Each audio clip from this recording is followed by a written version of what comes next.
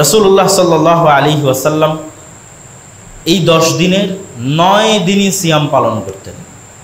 যেমন রাসূলুল্লাহ সাল্লাল্লাহু আলাইহি ওয়াসাল্লামের স্ত্রীদের থেকে বর্ণিত, কানান নবিয়্যু সাল্লাল্লাহু আলাইহি ওয়াসাল্লাম ইয়াসুমু তিসআ যিল হজ্জাহ, রাসূল সাল্লাল্লাহু আলাইহি ওয়াসাল্লাম যিলহজ মাসের 9 দিন সিয়াম পালন করতেন। ওয়া ইয়াউমা আশুরা, আশুরার দিন সিয়াম পালন করতেন। ওয়া সালাসাতা আইয়ামিন মিন কুল্লি শাহর, এবং প্রত্যেক মাসের 3 দিন সিয়াম পালন করতেন, এবং প্রত্যেক সপ্তাহে 2 দিন সিয়াম পালন করতেন, সোমবার এবং বৃহস্পতিবার। তো এই নফল সিয়ামের লিস্টে যুলহজ মাসের প্রথম 9 দিন আছে। রাসূল সাল্লাল্লাহু আলাইহি ওয়াসাল্লাম স্বাভাবিকভাবে নিয়মিত যে নফল সিয়ামগুলো পালন করতেন তার মধ্যে যুলহজ মাসের প্রথম 9 দিন আছে। আর আশুরার সিয়াম সেটিও কিন্তু আমাদের এই 4 হারাম মাসের অন্তর্ভুক্ত। আমরা যে পরপর 3 হারাম মাস গণনা করলাম, যুলকাদা, যুলহিজ্জা, তারপর মুহররম, এই মুহররম মাসের 10 তারিখই হচ্ছে আশুরার দিন। তাহলে আশুরার সিয়ামও এই 4 হারাম মাসের অন্তর্ভুক্ত, আরাফার সিয়ামও এই 4 হারাম মাসের অন্তর্ভুক্ত, যুলহজ মাসের প্রথম 9 দিনের সিয়ামও এই হারাম মাসের অন্তর্ভুক্ত। রাসূলুল্লাহ সাল্লাল্লাহু আলাইহি ওয়াসাল্লাম আরো বলেন, মা মিন আইয়ামিন আ'যামু ইনদাল্লাহ ওয়ালা আহাব্বু ইলাইহিল আমালু ফীহিন্না মিন হাযিহিল আইয়ামিল আশর। আল্লাহর নিকটে পৃথিবীর সবচেয়ে মহান এবং শ্রেষ্ঠতম দিন হচ্ছে যুলহজ মাসের প্রথম 10 দিন। আর এই যুলহজ মাসের প্রথম 10 দিনে মানুষ যে ইবাদত করে তা আল্লাহ সুবহানাহু ওয়া তাআলার নিকটে সবচেয়ে প্রিয়। তো আসলে এই 10 দিনে কিন্তু মানুষ পৃথিবীর সর্বশ্রেষ্ঠ ইবাদতটা বাস্তবায়ন করে, তা হচ্ছে হজ। তো আমরা যারা হজে যেতে পারিনি, আমরা এই 10 দিনের প্রথম 9 দিনে সিয়াম পালন করতে পারি, দান করতে পারি, তাসবিহ, তাহলিল, ইস্তিগফার, সাদাকা ইত্যাদির মাধ্যমে আমরা এই 9 দিনের গুরুত্ব বাস্তবায়ন করতে পারি।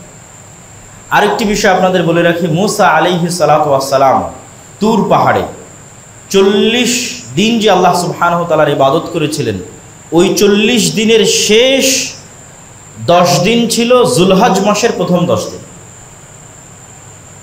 মুসা আলাইহিস সালাতু ওয়াস সালামের তুর পাহাড়ে আল্লাহ সুবহানাহু ওয়া তাআলার ইবাদতের জন্য গমনের 40 দিনের শেষ 10 দিন হচ্ছে যে যুলহজ মাস আসতেছে, এই যুলহজ মাসের প্রথম 10 দিন।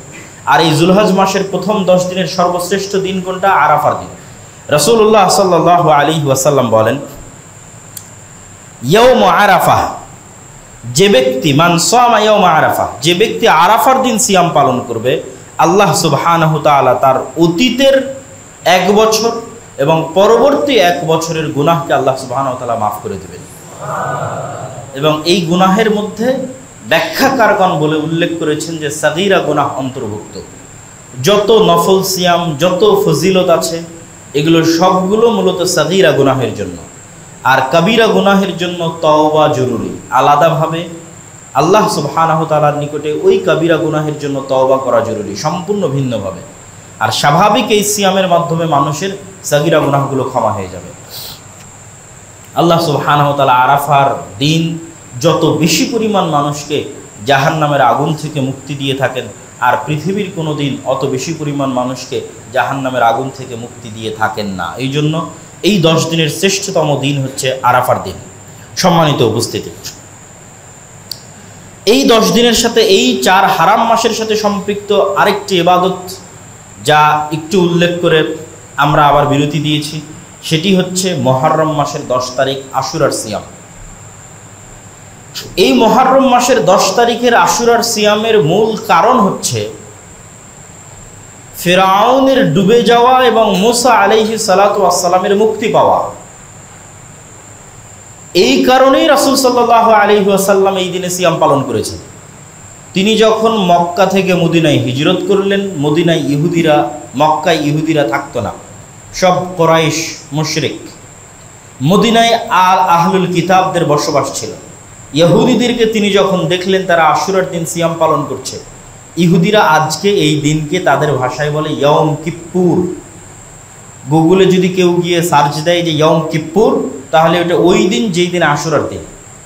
তো রাসূল সাল্লাল্লাহু আলাইহি ওয়াসাল্লাম তাদের জিজ্ঞেস করলেন, তোমরা এই দিনে কিসের সিয়াম পালন করছো? তো এই দিনে আল্লাহ সুবহানাহু ওয়া তাআলা মুসা আলাইহিস সালাতু ওয়াস সালামকে মুক্তি দিয়েছিলেন ফিরআউনের কবল থেকে, তার শুকরিয়া স্বরূপ মুসা আলাইহিস সালাম সিয়াম পালন করতেন, তাই আমরা পালন করি। তো উত্তরে মুহাম্মদ সাল্লাল্লাহু আলাইহি সাল্লাম বললেন, আমি তো এই শুকরিয়া আদায়ের আরো বেশি হকদার, আমার আরো বেশি দায়িত্ব এই দিনের শুকরিয়া আদায় করা, এই জন্য আমিও সিয়াম পালন করব। কিন্তু তাকদীরের লিখনী অনুযায়ী ভাগ্যক্রমে রাসূল সাল্লাল্লাহু আলাইহি ওয়াসাল্লামের মৃত্যুর বহু পরে ওই দিনে রাসূল সাল্লাল্লাহু আলাইহি সাল্লামের নাতি হুসাইন রাদিয়াল্লাহু তাআলা আনহু শহীদ হন। রাসূল সাল্লাল্লাহু আলাইহি ওয়াসাল্লামের মৃত্যুর মাধ্যমে ওহী বন্ধ হয়ে গেছে। তার মানে আল্লাহর নবীর মৃত্যুর পরের কোনো ঘটনাই শরীয়তের অন্তর্ভুক্ত হওয়ার সুযোগ নাই। তাহলে যেই ঘটনা আল্লাহর নবীর মৃত্যুর পরে সংঘটিত হয়েছে বহুদিন পরে, সেটা কোশ্চিনকালেও শরীয়তের অন্তর্ভুক্ত হতে পারে না। রাসূল সাল্লাল্লাহু আলাইহি ওয়াসাল্লাম এই দিনকে শরীয়তের অন্তর্ভুক্ত করেছেন মুসা আলাইহিস সালাতু ওয়াস সালামের মুক্তির কারণে। এবং আমাদের এটা মনে রাখতে হবে যে পৃথিবীর যে তিনটি আসমানি ধর্ম আছে, এই তিনটি আসমানি ধর্মের মধ্যে অনেক সিমিলারিটিজ আছে, এবং এই তিনটি আসমানি কিতাবের মধ্যে অনেক সিমিলারিটিজ আছে। হয়তো বিস্তারিত তাফসিল বা ব্যাখ্যায় সূক্ষ্ম বর্ণনায় কম বেশি হতে পারে, কিন্তু মূল সারমর্ম অনেক মিলবে। যেমন নবীদের নাম মিলবে, তাওরাতে নবীদের যে নাম আছে, ইনজিলে নবীদের যে নাম আছে, কোরআনে হুবহু নবীদের ওই নামই আছে। হয়তো হিব্রু, ইংরেজি এবং আরবির উচ্চারণের পার্থক্য আছে। আমরা হয়তো বলছি ইব্রাহিম, তারা হয়তো বলছে আব্রাহাম। আমরা বলছি দাউদ, তারা বলছে ডেভিড। আমরা বলছি ইউসুফ, তারা বলছে জোসেফ। আমরা বলছি ইসহাক, তারা বলছে আইজাক। আমরা বলছি ইয়াকুব, তারা বলছে জ্যাকব। এইরকম কিছু উচ্চারণগত পার্থক্য থাকতে পারে। মুসা, মোজেস, ঈসা, জেসাস, কিন্তু নাম এক, ব্যক্তি এক, এমনকি ঘটনার সারমর্ম এক। হয়তো ঘটনার বিস্তারিত বিবরণে পার্থক্য থাকতে পারে। নূহ আলাইহিস সালামের মহাপ্লাবনের বর্ণনা তাওরাতেও আছে, ইনজিলেও আছে, কোরআনেও আছে, বিস্তারিত বিবরণে পার্থক্য থাকতে পারে। আল্লাহ সুবহানাহু ওয়া তাআলা মানুষকে যে আদম এবং হাওয়া থেকে সৃষ্টি করেছেন, এই বর্ণনা তাওরাতেও আছে, ইনজিলেও আছে, কোরআনেও আছে, বিস্তারিত বর্ণনায় পার্থক্য থাকতে পারে, নামের উচ্চারণে পার্থক্য থাকতে পারে। হাওয়াকে তারা ইভ বলছে, উচ্চারণে পার্থক্য থাকতে পারে। ফেরাউনকে যে আল্লাহ সুবহানাহু ওয়া তাআলা ডুবিয়ে দিয়েছিলেন, এই বর্ণনা তাওরাত, ইনজিল সহ প্রত্যেক কিতাবে আছে, কোরআনেও আছে, বিস্তারিত বর্ণনায় পার্থক্য থাকতে পারে। এমনকি আজকের বিশ্বে যে তিনটা আসমানি দিন আছে, তার মধ্যে মুসলমানেরা যেমন একেশ্বরবাদীতে বিশ্বাস করে, ইহুদিরাও তেমন একেশ্বরবাদীতে বিশ্বাস করে। তারাও অদৃশ্য এক আল্লাহ সুবহানাহু ওয়া তাআলার ইবাদত করে, মূর্তি তৈরি করে না। কিন্তু তারা পথভ্রষ্ট কেন? হিংসা এবং অহংকারের কারণে। আর এই জন্য আল্লাহ সুবহানাহু ওয়া তাআলা তাদেরকে অভিশপ্ত বলেছে। তথা ইবলিসের যা স্বভাব, ইহুদিদের তাই স্বভাব। ইবলিস যেমন সত্য জানতো, জানার পরও মানে না, ইহুদিরা তেমন সত্য জানে, জানার পরও স্বীকার করে না, স্বীকৃতি দেয় না। এই জন্য আল্লাহ সুবহানাহু ওয়া তাআলা খ্রিস্টানদেরকে বলেছেন তারা পথভ্রষ্ট, কেন? তারা সত্য জানেই না। এই জন্য গত 1400 বছরে যত মানুষ মুসলমান হয়েছে, তার 80% মানুষ খ্রিস্টান। ভবিষ্যতে আরও যত মানুষ মুসলমান হবে, খ্রিস্টান থেকে মুসলমান হবে। আর ইহুদিদের সংখ্যা সবসময় কম থাকে, কেন? এরা ইবলিসের মতো অহংকারের কারণে সত্যটা গ্রহণ করতে পারে না। তাদের অহংকার হচ্ছে তারা ইসহাক, ইয়াকুবের সন্তান, ইব্রাহিমের সন্তান। তারা চোজেন বাই দ্য গড, আল্লাহ সুবহানাহু ওয়া তাআলা কর্তৃক বাছাইকৃত, তারা আল্লাহর পুত্র, নাউজুবিল্লাহ। এই জন্য তারা সকল মানুষকে হত্যা করতে পারবে, সকল মানুষের স্ত্রী তাদের জন্য হালাল, নাউজুবিল্লাহ। তো এখন মুহাম্মদ সাল্লাল্লাহু আলাইহি ওয়াসাল্লামও তো মক্কা থেকে দাবি করতেছে, আমিও ইব্রাহিমের সন্তান। তুমি যে ইব্রাহিমের সন্তান হিসেবে গর্ববোধ করছো, অহংকার করছো, অহংকারে ফেটে পড়তেছো, আমি মুহাম্মদ ইব্রাহিমের সন্তান। এই জিনিসটাই তাদের সহ্য নয়, যে আমি যে সম্মান মর্যাদার দাবিদার, এই সম্মান মর্যাদার দাবিদার আরেকজন হবে, বংশগতভাবে, ব্লাডলি, রক্তগত কানেক্টেড আরেকজন মক্কা থেকে দাঁড়িয়ে বলবো আমিও ইব্রাহিমের সন্তান। এই জন্য এই জিনিসটা তারা চেপে রাখতে চায়, যে আমরা যে মিল্লাতে ইব্রাহিমের অনুসারী, এটা চেপে রাখতে চায়। আপনি যে কোনো ইহুদিকে যদি জিজ্ঞেস করেন কাবা ঘর কে তৈরি করেছে, তারা বলবে মুহাম্মদ সাল্লাল্লাহু আলাইহি ওয়াসাল্লাম তৈরি করেছে। অথচ কাবা ঘর কে তৈরি করেছে? ইব্রাহিম আলাইহিস সালাম তৈরি করেছে। আমরা হজ করতে গিয়ে যত ইবাদত করছি, একটা ইবাদত মুহাম্মদ সাল্লাল্লাহু আলাইহি ওয়াসাল্লামের সুন্নাত নয়, সব ইব্রাহিম আলাইহিস সালামের সুন্নাত। সাফা এবং মারওয়ায় মুহাম্মদ সাল্লাল্লাহু আলাইহি ওয়াসাল্লাম দৌড়াননি, ইব্রাহিম আলাইহিস সালামের স্ত্রী দৌড়িয়েছেন, তাই মুহাম্মদ সাল্লাল্লাহু আলাইহি ওয়াসাল্লাম দৌড়িয়েছেন। কাবা ঘর ইব্রাহিম আলাইহিস সালাম তৈরি করেছেন। মিনাতে ইব্রাহিম আলাইহিস সালাম পাথর নিক্ষেপ করেছেন, তাই মুহাম্মদ সাল্লাল্লাহু আলাইহি ওয়াসাল্লাম পাথর নিক্ষেপ করেছেন।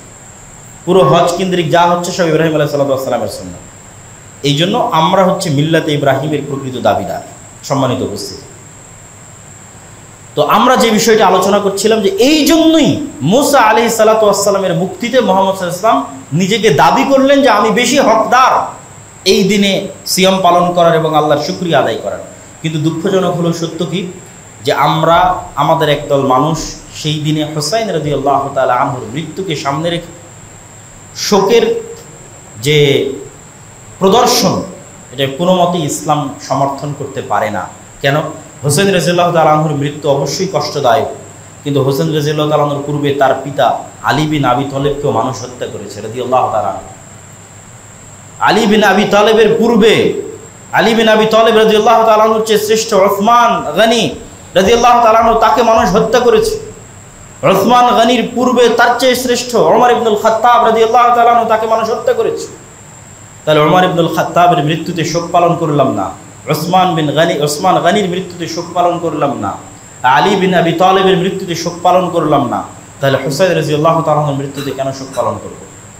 এটা হচ্ছে মাত্রাতিরিক্ত ভালোবাসা প্রদর্শন, এবং আলে বাইতকে এই ভালোবাসা প্রদর্শনের হাতিয়ার হিসেবে ব্যবহার করা হয়। আলে বাইত কারা? আমরা কি আলে বাইতকে ভালোবাসি না? অবশ্যই ভালোবাসি। আল্লাহুম্মা সাল্লি আলা মুহাম্মাদিন ওয়া আলা আলি মুহাম্মাদ কামা সাল্লাইতা আলা ইব্রাহিম ওয়া আলা আলি ইব্রাহিম ইন্নাকা হামিদুম মাজিদ। আল্লাহুম্মা বারিক আলা মুহাম্মাদ ওয়া আলা আলি মুহাম্মাদ কামা বারাকতা আলা ইব্রাহিম ওয়া আলা আলি ইব্রাহিম ইন্নাকা হামিদুম মাজিদ। হে আল্লাহ, আপনি রহমত এবং বরকত নাজিল করুন আলে মুহাম্মদ, মুহাম্মদ সাল্লাল্লাহু আলাইহি ওয়াসাল্লামের পরিবারের উপর, যেমন রহমত এবং বরকত আপনি নাজিল করেছেন ইব্রাহিম আলাইহিস সালাতু ওয়াস সালামের পরিবারের উপর।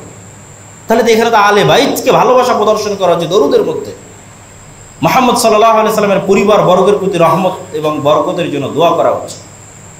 আর মুহাম্মদ সাল্লাল্লাহু আলাইহি সাল্লামের পরিবার কি শুধু হুসাইন রাদিয়াল্লাহু তাআলা আনহু এবং তার সন্তানেরা? জি না, মুহাম্মদ সাল্লাল্লাহু আলাইহি সাল্লামের স্ত্রীরাও তার পরিবারের অন্তর্ভুক্ত। আয়েশা রাদিয়াল্লাহু তাআলা আনহা তার পরিবারের অন্তর্ভুক্ত। তাহলে আয়েশা রাদিয়াল্লাহু তাআলা আনহাকে গালি দিয়ে কিভাবে আপনি আলে বাইতের ভালোবাসার দাবি করতে পারেন? এটা অসম্ভব, এটা মিথ্যা দাবি। আপনি আলে বাইতকে টার্ম কার্ড হিসেবে ব্যবহার করলেন, ব্যবহার করে শুধু হুসাইন রাদিয়াল্লাহু তাআলা আনহুর পরবর্তী সন্তানদের প্রতি ভালোবাসা প্রদর্শন করছেন, আর আমাকে আলে বাইতের শত্রু বানিয়ে দিলেন। কিন্তু আপনি যে আয়েশা রাদিয়াল্লাহু তাআলা আনহাকে গালি দিচ্ছেন, তো আয়েশা রাদিয়াল্লাহু তাআলা আনহা যে আল্লাহর নবীর স্ত্রী, তিনিও তো আলে বাইত। রাসূল সাল্লাল্লাহু আলাইহি ওয়াসাল্লামের চাচা আব্বাস ইবনে আব্দুল মুত্তালিব, তার সন্তান আব্দুল্লাহ বিন আব্বাস, তারা আলুল বাইত। রাসূল সাল্লাল্লাহু আলাইহি ওয়াসাল্লামের চাচা আবু তালেবের ছেলে আলী ইবনে আবি তালেবের আপন ভাই জাফর ইবনে আবি তালেব, যিনি মুতার যুদ্ধে শহীদ হয়েছেন। পরপর তিনজন যারা মুতার যুদ্ধে যাদেরকে আল্লাহর নবী সেনাপতির দায়িত্ব দিয়েছিলেন এবং শহীদ হয়েছিলেন, তাদের মধ্যে একজন জাফর ইবনে আবি তালেব, যিনি আলী ইবনে আবি তালেবের আপন ভাই, রাসূল সাল্লাল্লাহু আলাইহি ওয়াসাল্লামের চাচা আবু তালেবের সন্তান। তার পরবর্তী সন্তানেরা কি আলুল বাইত নয়? তারাও আলুল বাইত। আপনি শুধু রাসূল সাল্লাল্লাহু আলাইহি ওয়াসাল্লামের একজন কন্যা ফাতেমা রাদিয়াল্লাহু তাআলা আনহার সন্তানদের ভালোবাসলেন, উসমান রাদিয়াল্লাহু তাআলা আনহুর প্রতি বিদ্বেষ পোষণ করলেন, ক্ষোভ ঝাড়লেন। তো উসমান রাদিয়াল্লাহু তাআলা আনহু কি আল্লাহর নবীর কন্যাদেরকে বিবাহ করেনি? শুধু কি আলী রাদিয়াল্লাহু তাআলা আনহু আল্লাহর নবীর কন্যাকে বিবাহ করেছিলেন? আল্লাহর নবীর কি শুধু একটিই কন্যা ছিল, ফাতেমা রাদিয়াল্লাহু তাআলা আনহা? তাহলে ফাতেমা রাদিয়াল্লাহু তাআলা আনহা যদি আমার ভালোবাসার পাত্র হয়, ফাতেমা রাদিয়াল্লাহু তাআলা আনহার স্বামী আলী ইবনে আবি তালেব যদি আমার ভালোবাসার পাত্র হয়, তাহলে রাসূল সাল্লাল্লাহু আলাইহি ওয়াসাল্লামের আর দুই কন্যা রুকাইয়া এবং উম্মে কুলসুমকে বিবাহ করার পরেও উসমান কেন আমার বিদ্বেষের পাত্র রাদিয়াল্লাহু তাআলা আনহু? সম্মানিত উপস্থিতি, এই জন্য আলুল বাইতকে ভালোবাসার দাবি করতে হলে প্রকৃত এবং সত্যিকারভাবে সেই ভালোবাসাটা প্রদর্শন করতে হবে সবার জন্য সমানভাবে। শুধু পলিটিক্যাল এবং রাজনৈতিক কারণে আলুল বাইতকে টার্ম কার্ড হিসেবে ব্যবহার করে শুধুই মাত্র হুসাইন রাদিয়াল্লাহু তাআলা আনহুর পরবর্তী সন্তানদের প্রতি ভালোবাসা প্রদর্শন করো, তো আয়েশা রাদিয়াল্লাহু তাআলা আনহার প্রতি বিদ্বেষ, উসমান রাদিয়াল্লাহু তাআলা আনহুর প্রতি বিদ্বেষ, তারাও তো আলুল বাইত। সম্মানিত উপস্থিতি, আসলে হুসাইন রাদিয়াল্লাহু তাআলা আনহুর প্রতি এই মাত্রাতিরিক্ত ভালোবাসা এবং তার সন্তানদের প্রতি এটি হুসাইন রাদিয়াল্লাহু তাআলা আনহুর কারণে নয়। এর সবচেয়ে বড় কারণ হচ্ছে ওমর রাদিয়াল্লাহু তাআলা আনহুর খেলাফত শাসন আমলে পারস্য সাম্রাজ্য ধ্বংস হয়ে গেছিল। আর এই সাম্রাজ্য ধ্বংস হয়েছিল সবচেয়ে বড় যে যুদ্ধে, সেই যুদ্ধটি হচ্ছে কাদেসিয়ার যুদ্ধ, যা ওমর রাদিয়াল্লাহু তাআলা আনহুর খেলাফত আমলে সংঘটিত হয়েছিল। যেই যুদ্ধে প্রধান সেনাপতি ছিলেন সাদ ইবনে আবি ওয়াক্কাস এবং পারস্যদের পক্ষ থেকে প্রধান সেনাপতি ছিল মহাবীর রুস্তম। তো ইসলাম আর পৃথিবীর যেখানেই প্রবেশ করেছে সেখানকার মানুষেরা দিল ও জান থেকে, মন একদম অন্তরের ভিতর থেকে ইসলামকে কবুল করেছে। এত ভিতর থেকে ইসলামকে কবুল করেছে যে তারা ইসলামের ভাষাটাও গ্রহণ করে নিয়েছে। মক্কা থেকে তেহরানের দূরত্ব যত, মক্কা থেকে কর্ডোভা এবং গ্রানাডার দূরত্ব তার চেয়ে অনেক বেশি। কিন্তু স্পেনে যখন ইসলাম প্রবেশ করেছে, স্পেনের মানুষ তাদের ভাষা, তাদের সংস্কৃতি বাদ দিয়ে ইসলামের ভাষা এবং ইসলামের সংস্কৃতি গ্রহণ করে নিয়েছে। তারা নিজেদের জাতিগত আভিজাত্যের যে ঐতিহ্য এবং সংস্কৃতি, সেটার বিরুদ্ধে ইসলামকে দাঁড় করায়নি। নিজেদের জাতিগত আভিজাত্য এবং মর্যাদাকে ভুলে গেছে।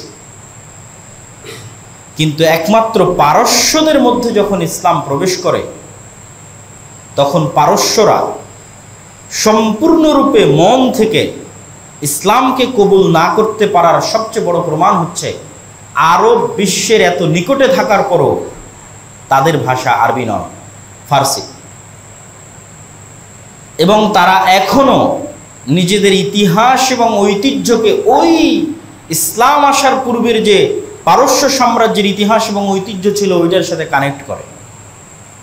আমি উদাহরণ দিলে আপনাদের জন্য বুঝতে সুবিধা হবে যে আমরা বাঙালি বাংলাদেশি, অসংখ্য বাঙালি বাংলাদেশিকে পাবেন যারা ইসলামের বিপরীতে স্বাভাবিক বাঙালি সমাজের যে ইতিহাস ঐতিহ্যগুলো ছিল সেগুলোকে ইসলামের বিপরীতে দাঁড় করিয়ে দেয়। যেমন পহেলা বৈশাখ, কথার কথা যে হতে পারে যে পহেলা বৈশাখে বা বাঙালিদের এরকম কিছু পার্বণ ছিল, কিছু এরকম আনন্দ উৎসবের দিন ছিল বাঙালিদের ইতিহাস এবং ঐতিহ্যের মধ্যে।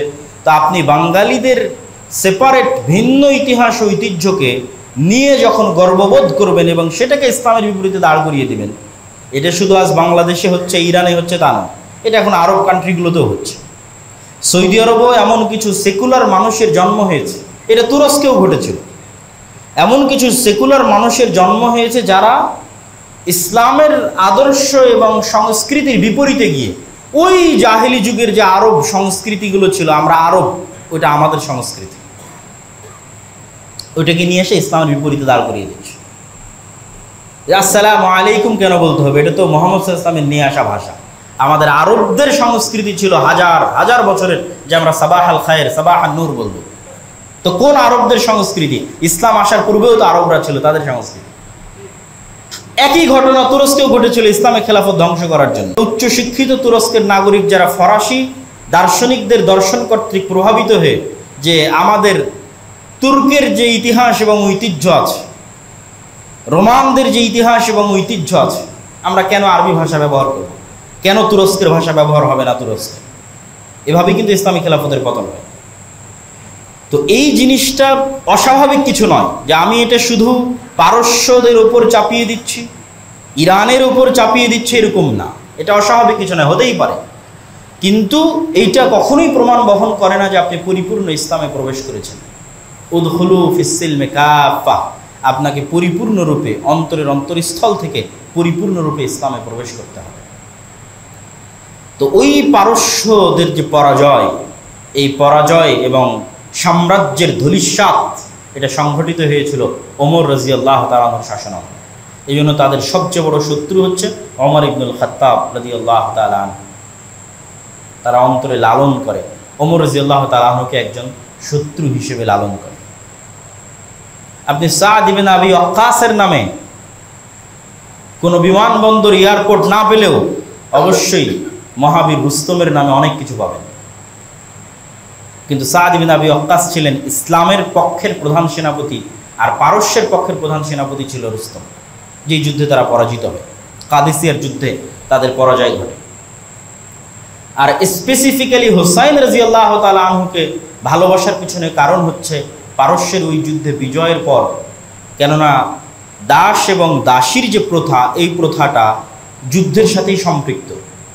ইসলামে কোনো স্বাধীন মানুষকে স্বাভাবিকভাবে দাস দাসীতে পরিণত করা হারাম, এবং অতীত থেকে চলে আসা দাস দাসীকে বিভিন্ন গুনাহের কাফফারার মাধ্যমে, মুক্তি দেওয়ার মাধ্যমে ইসলাম দাস দাসী প্রথাকে কমানোর চেষ্টা করেছে। কিন্তু একমাত্র একটি সূরাত দাস দাসীর বাকি আছে, সেটি হচ্ছে যুদ্ধ অবস্থায়।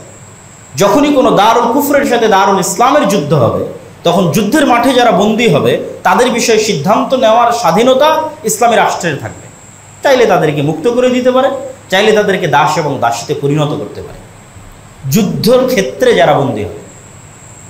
তো এই যুদ্ধক্ষেত্রে বিজয়ের পর পারস্যের রাজার কন্যাও বন্দিনী হিসেবে ইসলামী খেলাফতে আসে, এবং ওমর রাদিয়াল্লাহু তাআলা আনহু নিজ সিদ্ধান্ত বলে সেই কন্যাকে হুসাইন রাদিয়াল্লাহু তাআলা আনহুর নিকটে পাঠিয়ে দেন, এবং পরবর্তীতে হুসাইন রাদিয়াল্লাহু তাআলা আনহুর সাথে পারস্যের সেই কন্যার বিবাহ হয়।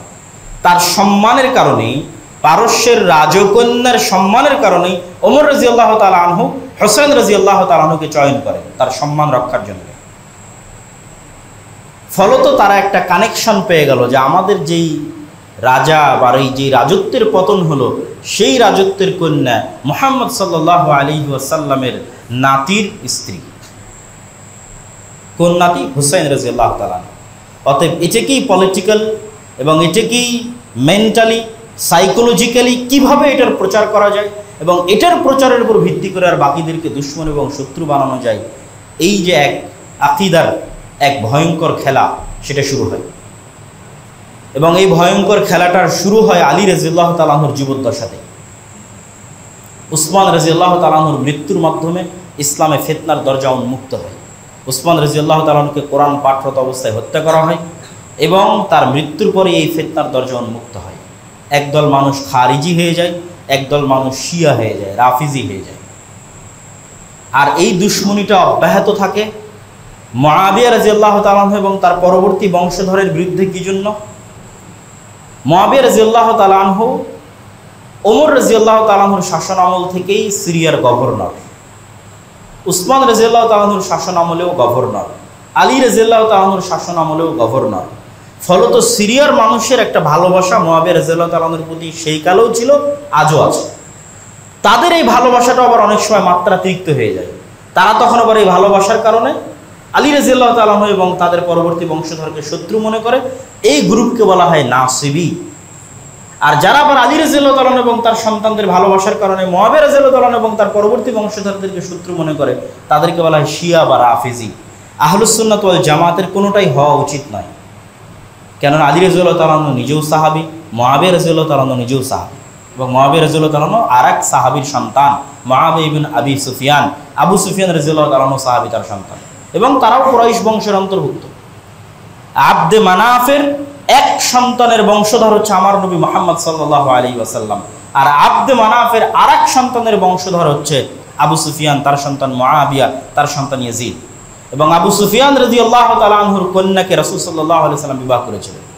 সম্মানিত উপস্থিতি, এই জন্য কাউকে কারোর শত্রু বানানো, সাহাবীদের মধ্যে কাউকে কোনো সাহাবীর শত্রু বানানো, এটা কখনোই আহলুস সুন্নাত ওয়াল জামাতের মানহাজ বা আকীদা বা বিশ্বাস হতে পারে না।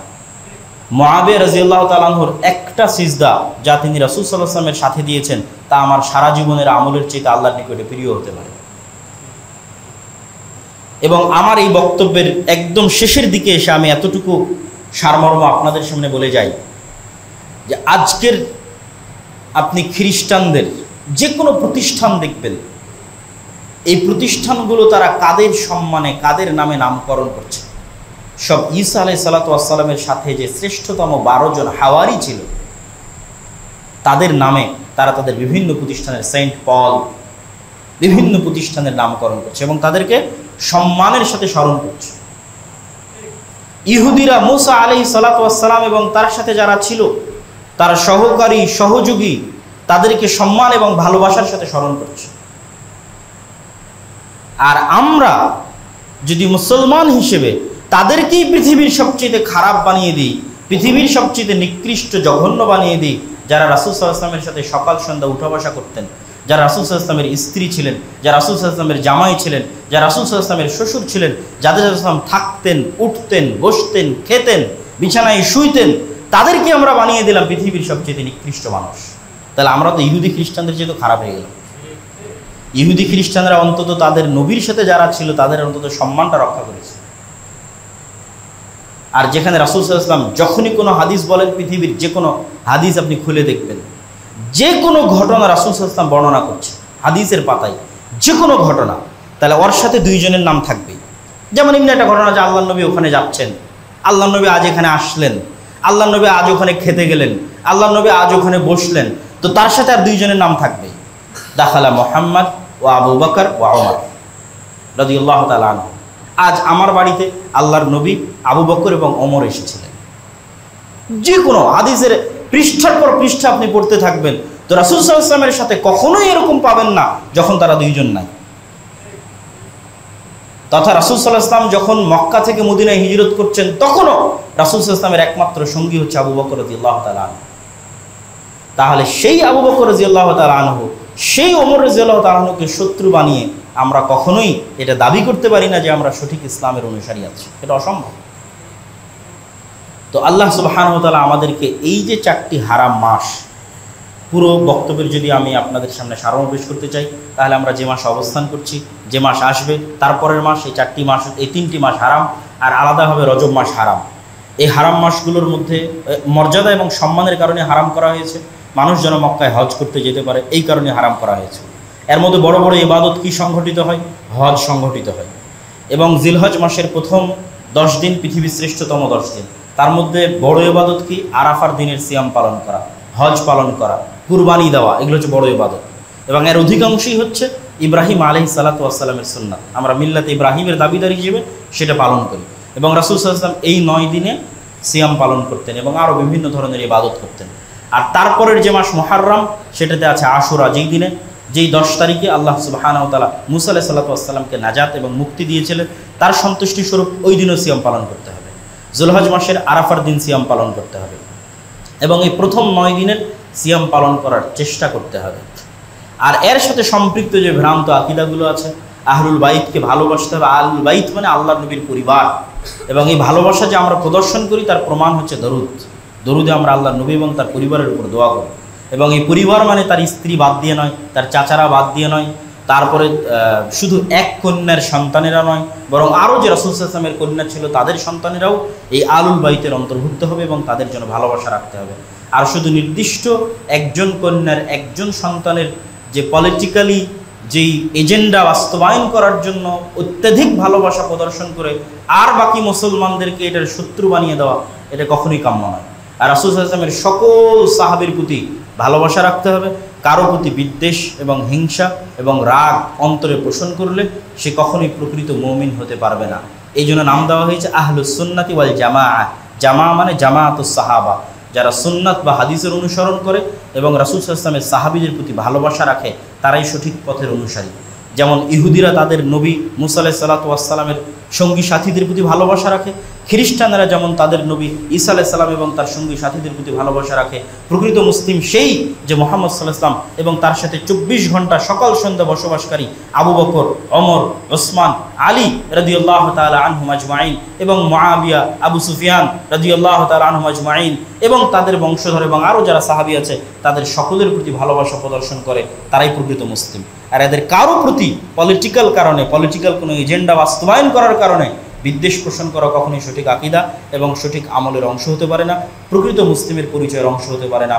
আল্লাহ সুবহানাহু ওয়া তাআলা আমাদেরকে আজকের আলোচনা থেকে সঠিকটা বুঝার, আমল করার এবং পালন করার তৌফিক দান করুক। আল্লাহুম্মা আমিন।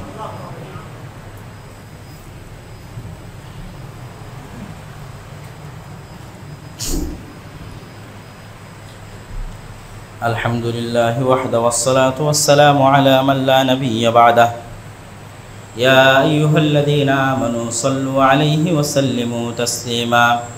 আল্লাহুম্মা সাল্লি আলা মুহাম্মাদ ওয়া আলা আলি মুহাম্মাদ কামা সাল্লাইতা আলা ইব্রাহিম ওয়া আলা আলি ইব্রাহিম ইন্নাকা হামিদুম মাজিদ।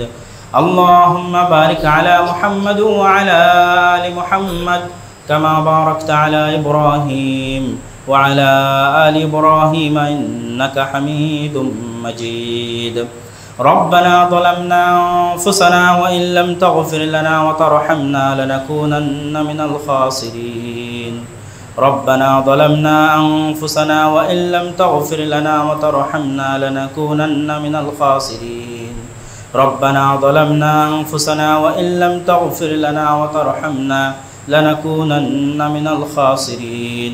ربنا آتنا في الدنيا حسنة وفي الآخرة